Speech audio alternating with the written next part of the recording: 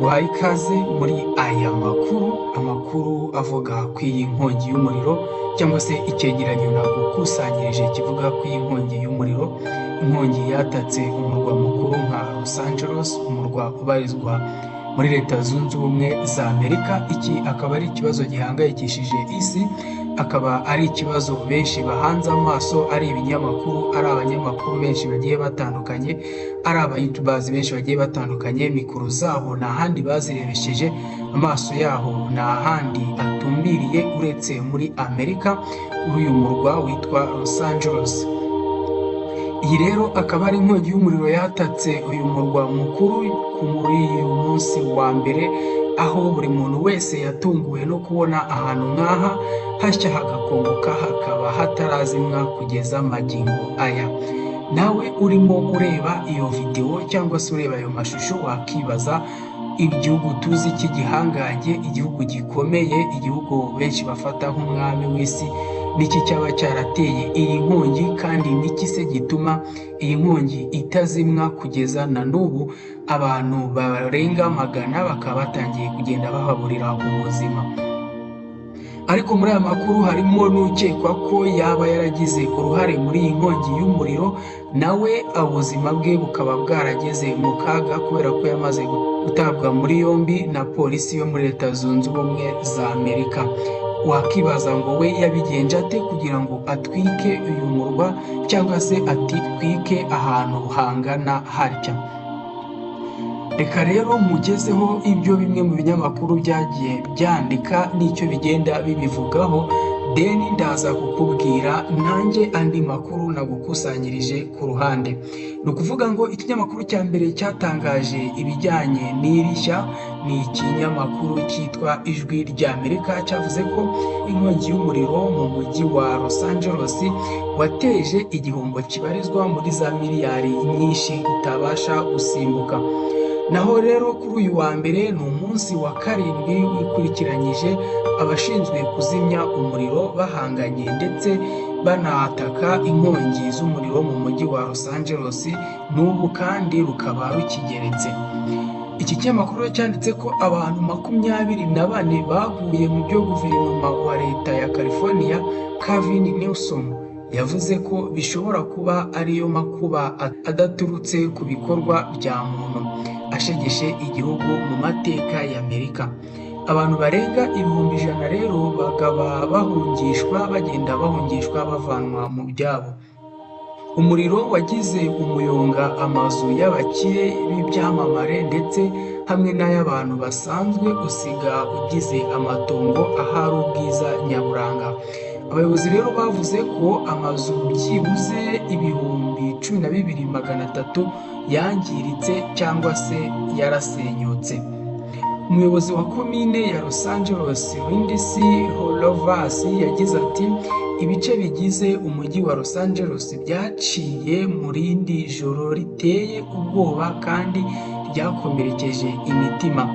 Abashinzwe rero kuzimya umuriro bakoresha indege, bamwe bakura amazi mu nyanja ya Pasifika bakayamisha hasi, bafatanyije n'abakoreraga ku butaka bifashishaga ibikoresho by'amaboko ubwo umuriro wari wibasiye ibice bya Los Angeles bituwe.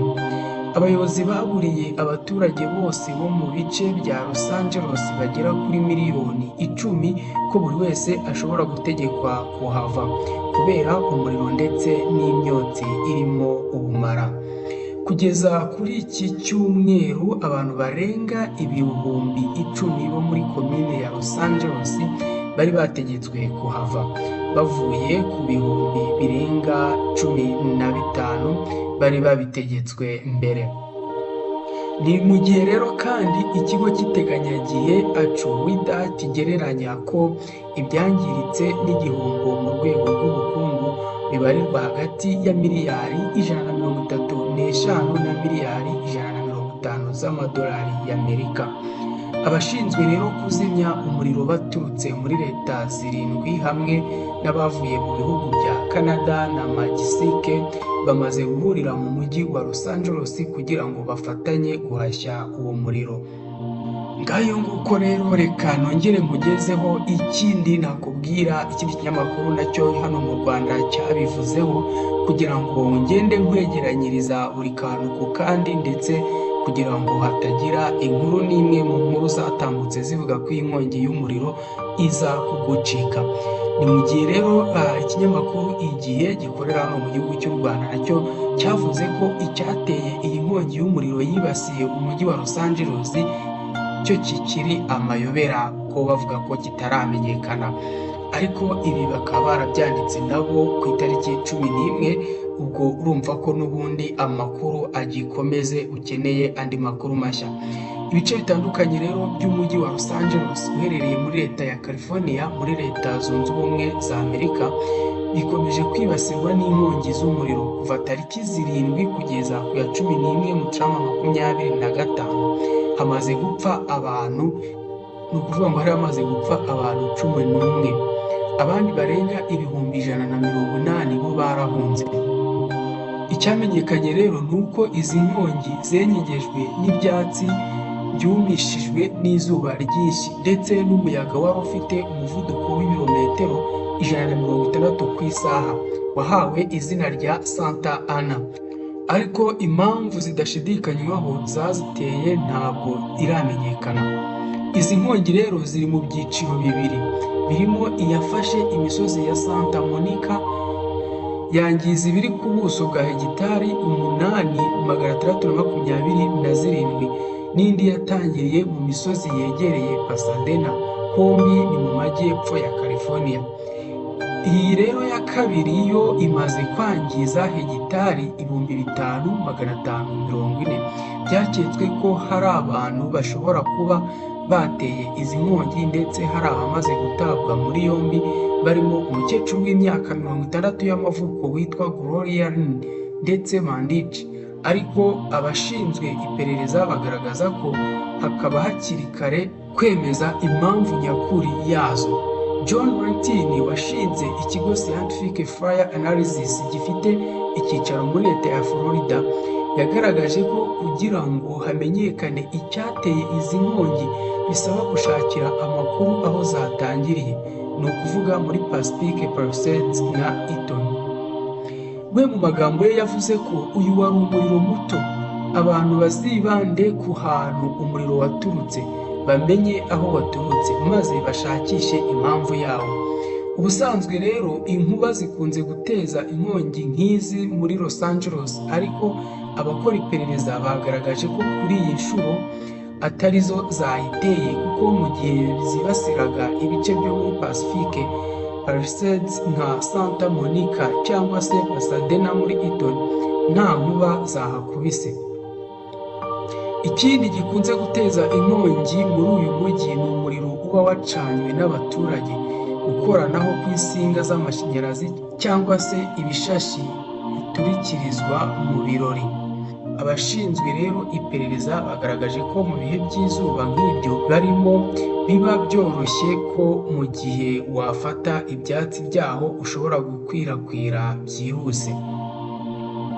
Ikigo SCE South California Edison gishinzwe serivisi z'umuriro w'amashanyarazi mu majyepfo ya California cyatangaje ko mu masaha 12 kugeza igihe inkongi zatangiriye nta makuru cyakiriye yo gukoranaho kw'insinga cyangwa se ibindi bibazo bifitanye isano. Cyavuze ko ubusesenguzi bw'ibanze bwakozwe n'iki kigo ku miyoboro y'amashanyarazi inyura kuri iki gice mu masaha 12 mbere y'uko umuriro utangira kugaragara, ugaragaza ko nta kibazo cyabaye mu muriro w'amashanyarazi.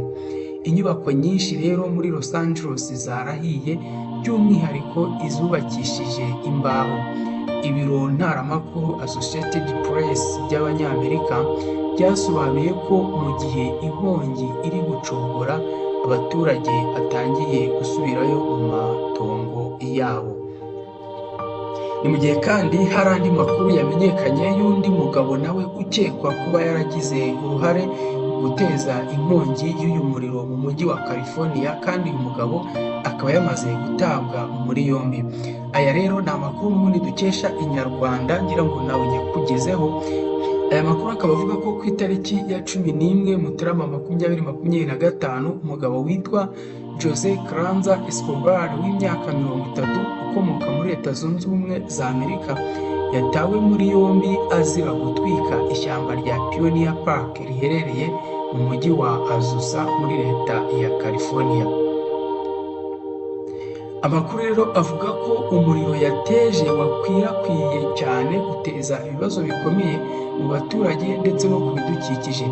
Abaturage rero batanze amakuru kuri polisi nyuma yo kubona Carranza Escobar hafi y'aho umuriro watangiriye.